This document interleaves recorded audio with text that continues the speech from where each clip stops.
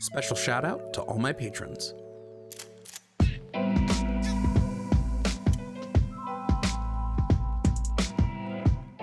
Love that for you. Yellow. Hello. Number 5. Are you down with, by youth, how young are you going? Like any age? For number 5, I think that I would be looking at people probably like 11 and up, people like right on the onset of prepubescent and then after puberty as well. So what you're saying, that people who are 11 years old should be able to have the option to take like hormone blockers and stuff? I would definitely say hormone blockers would be on the table. We've got like 30 years of data to show that they're pretty safe and effective. And we even give them to cisgender kids who experience like early onset puberty or advanced puberty. So we know that puberty blockers are pretty safe. I also believe the social transitioning and then sometimes like top surgeries would be okay as well. I'd probably reserve bottom surgery for 18 and after, but everything else I would say they would be okay to have it as long as it's been agreed upon by their doctors, therapists, and like endocrinologists and parents. So do you think they should lower the age of being able to have a tattoo and drinking? Drinking, no, because I think drinking affects your... I'm sorry? Because what? Drinking affects your judgment? No, because drinking can, like at an early age before your brain is fully developed, can actually affect the early development of your brain. So and drinking, no. And hormone blockers can? No, there's no evidence of hormone blockers affecting your brain chemistry in any way, shape, or form. So the way that you're a boy, you decide you want to become a girl, the way that you decide to change and the way that people act around you will not change how you feel about life. There's a difference between changing how you feel about life and altering the actual chemical makeup of your brain. So what about tattoos? Do you think 11-year-olds should be able to get a tattoo? Probably not 11, but I'd lower the tattoo age to like 16 maybe. I don't see what the big deal is when getting a tattoo. Who cares? It's just a tattoo. It's not like tattoos are as dangerous as they used to be. Like the process of getting tattoos is incredibly safe and everything. So tattoos 16, genital mutilation 11. Did you not hear when I said top bottom surgery I would reserve for 18, or you don't care what I say? You're just going to answer how you want to answer. So, but isn't using hormone blockers like sort of genital mutilation? Not even close. Again, so there are cisgender kids who get put on hormone blockers because they go through like early onset puberty or advanced puberty. Like they get hormone blockers. It's completely safe. Hormone blockers, we have 30 years of data of studies to show that hormone blockers are incredibly safe and effective in helping trans kids with like suicidal tendencies and things like that. Okay, so that isn't brain altering at all. That doesn't affect how they think about life. And how you think about life is different from altering your brain's chemistry. It will definitely help them in life. It definitely alters the fact that they won't be as depressed and they won't be as likely to commit suicide and things like that. So that's a good thing. Okay, but on the other end of the spectrum, like there are also people that have gone through trans stuff and they've decided that they wish they hadn't, and then they've also committed suicide, and that's obviously like a small number at the moment, but when more people can do it, then I'm guessing it'll just balance it out again. So the reason why I think the detransition rate even exists at all is because we're not giving children the proper tools to understand their own gender. We're only just starting to do this well in the diagnostic stage, right? I'm gonna actually bring Ocean in because she is trans.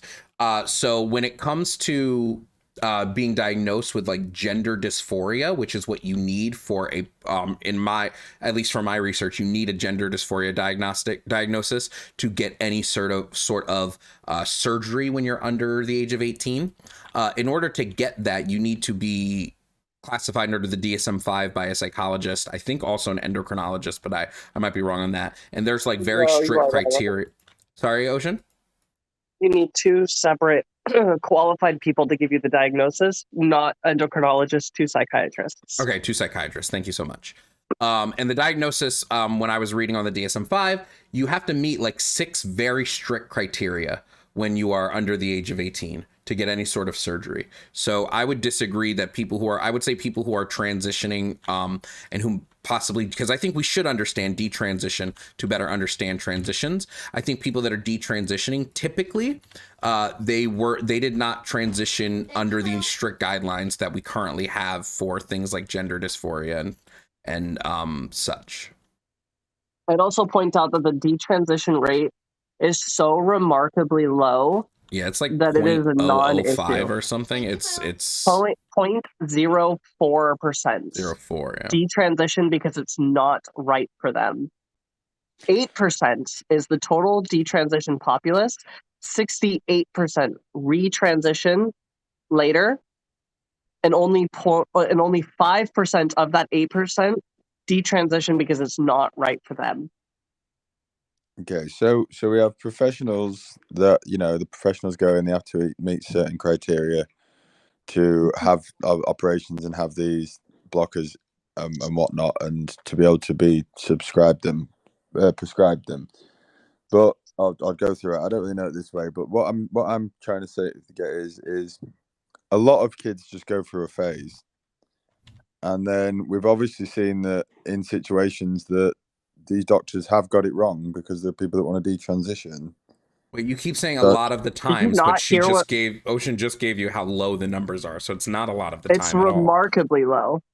If you bought a lottery ticket and you had a 0.04% chance of not winning, I'm pretty sure you're gonna fucking buy that lottery ticket. That is such a remarkably low number. That is genuinely, while their stories are valid, is in no way at all though a reason to discount people's right to do so. Oh no, it's not. I'm not discounting the right to do so. I'm just saying that it just obviously shows that not everyone can get it right all the time. Yeah, And that's consistent with everything in medical. But it's such a remarkably low number that I'm not willing to consider it when we're talking about talking about people's healthcare and whether or not we should strip people's access to it. so, how about teaching young children about adult themes such as LGBTQ, etc.? I think it's very important that we teach kids about these things because it helps build tolerance. So, I also just really quickly, I don't think just being LGBTQ isn't necessarily an adult thing, unless you say that people can't be LGBTQ without sexualizing them. Yeah, it just sounds you're sexualizing the LGBTQ community when we're not in any way inherently any more sexual than non-LGBTQ people. Would you say that when I go out to a gay bar, one called Propaganda, and then there's a guy and he's dressed incredibly provocatively as a woman, that's not a sexual theme? Sometimes it's not, no. If they're intentionally sexual, I'm going to be honest, Bestie. If I'm fully buck nude and you take a sexual context to that, that's not on me. That's on you. You sexualizing people is a you thing and not a me thing, Bestie. So so you're is it naturist or naturalist? Is that what you're saying? No, being completely nude. It didn't even imply that. So you're absolutely for public order offences of getting your genitals out in public. That's just for you. Did I say that? Well, you said that would be fundamentally the end problem. No, I didn't say that, nor did I imply that. So I can go out naked. So what you're doing right now is a fallacy that's called a straw man. You are manipulating my argument, watering it down, and putting it back on me, and acting like I actually said that. You are arguing right now with a straw man opponent, and not actually the words I said. I'm talking about just what the majority thinks. I don't care what the majority thinks. Am I the majority, or am I me? Is Jovan the majority, or is Jovan? You're talking to us and not the majority. But you still wear stick clothes. To us and not your straw man opponent. Well, you still wear clothes in public, don't you? Yes. So because I that didn't means, in any way advocate for people to go out in public with their clothes off. but you said Because that you are right now being very disingenuous, and you are purposely I'm not. trying to manipulate what I said. I'm not Quick So how question. about you Quick stick to what I question. actually said and not I'm- your manipulation of my Wait. words? I have a question. If an 80-year-old woman is standing naked in a parking lot, is that sexual to you? To assume that her sexual organs are in front of me, am I to assume that they're not sexual organs? I'm asking, is it sexual in nature? Not does she have sexual organs? Is that to you sexual in nature? An 80-year-old woman standing naked in a parking lot? I believe that she is, because she is displaying her sexual organs. Yes. So that makes it sexual to you. What If about sexual, a 4-year-old running around with their clothes off? That's sexual to you? they'll be displaying their sexual organs. Yes. Oh, you are giving some real. So when a baby is just born, is that sexual to you? I mean, no, but I clothed my baby Oh, after she okay. was So born. suddenly it's not when actually you unveil that. It actually has nothing to do with the display. You're just fucking weird. No, there are some weirdos out there that do find that sexual. I don't personally find it arousing, if that's what you mean, but I'm trying to say if someone displays their sexual organs, there's a reason that we cover them up, because it's not sexual. Because you can't just sit there and just say, you can't just walk around and say, well, everyone's going to walk around naked and say it's not a sexual Who said act. that? Well, I'm going to remind you. Who said that? who said Who what? advocated for that? Advocated for Because what? I pointed out to you that even if I were standing buck naked, that is not Yeah. inherently sexual. That is the words that I used. You have now taken that and tried to manipulate it and change it to essentially I was saying that we should all just go out in public naked, when that's not what I said. No, I'm saying that. So I'm going to you can have, remind you that of like what I actually said, so we can I'm stay on saying, topic instead of this I'm weird saying you ass can fucking have that. argument when you want to go down. I'm saying you can have that opinion, but there's literally laws in place that say that we wear clothes outdoors because displaying Okay, our what you're doing sexual right now is organs. called an appeal to legality. That is another fallacy. But what do you mean? Like, I'm just telling you facts. I don't care what you call it. Yeah, You might have a yes, million and I'm names. pointing You out might that have a relying million. on laws as a justification for your logical consistency is a No, logical fallacy. I'm saying that the law also backs up what the entirety of society has come to a conclusion to be appropriate The for us to entirety of do. society? Am I not in society? Is Pardon? Jovan not in society? Also, okay, the majority of society. How do Of you know that the majority of society feels that way? because they have put into place Somebody things did a like knock law. knock, I think. Taking a look. Yeah, so how do you know that all of society said that? I'm saying that the majority of society has How do you know that? concluded, Do you have a stat on that? because we have laws that say that we're not allowed to be naked in public. That's an appeal to legality. So I'm going to put it back. How do you know that all of society feel that way?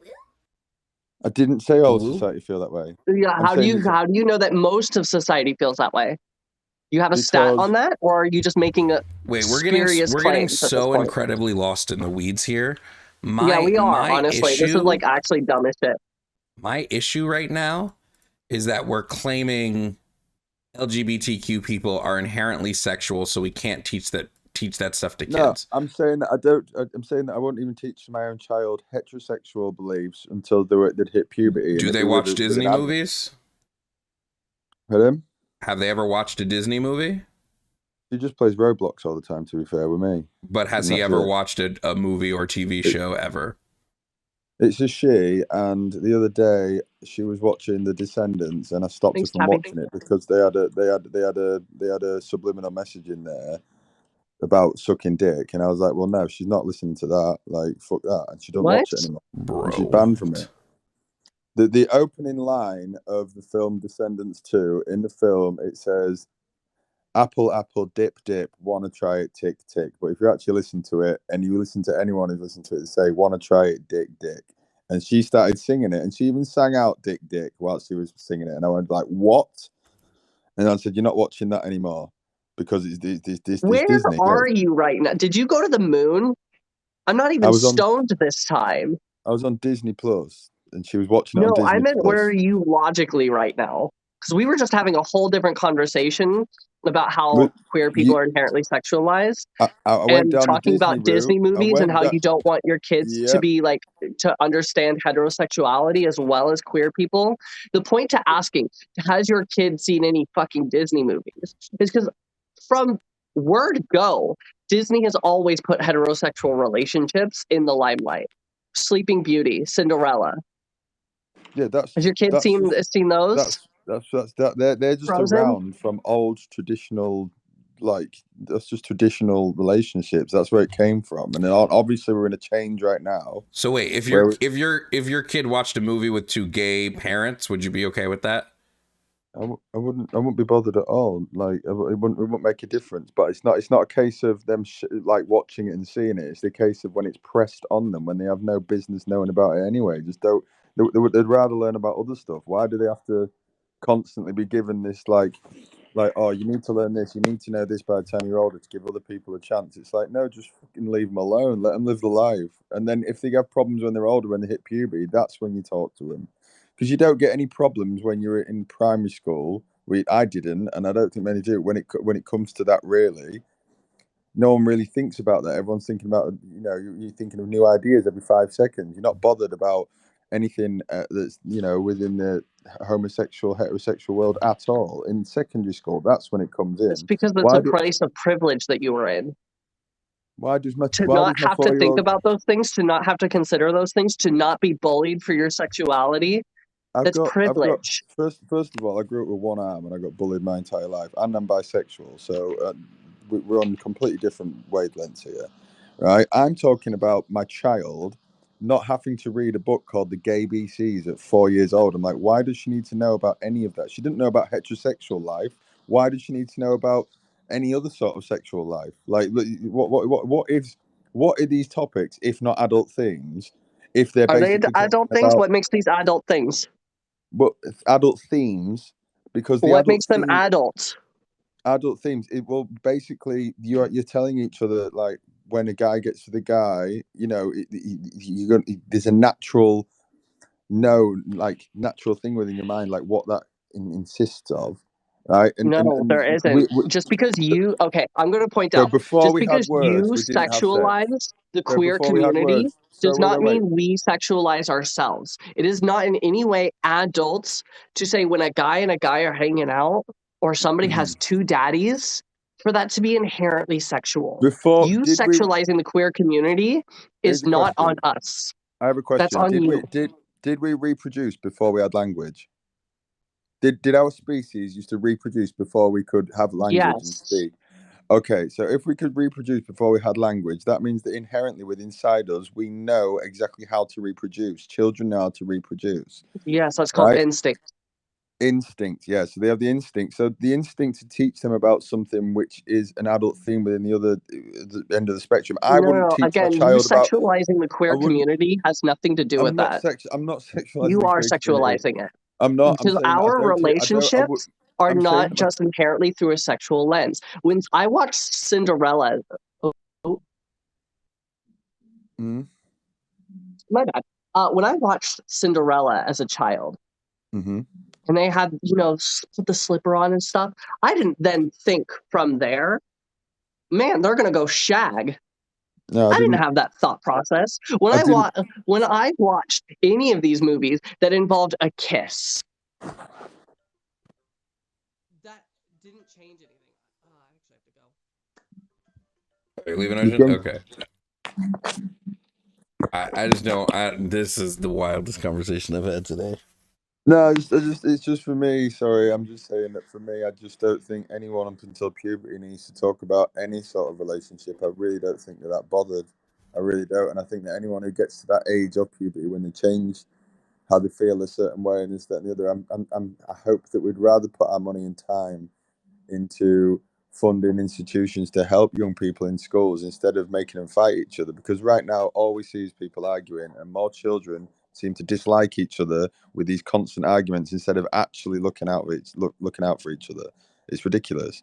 You can sit there and argue about it all day on the internet with different people, but the fact is, kids are getting more and more divided because of these topics. They don't. I disagree, but I'm gonna move on. There are a bunch of other people waiting to get in the box. All right, see you later.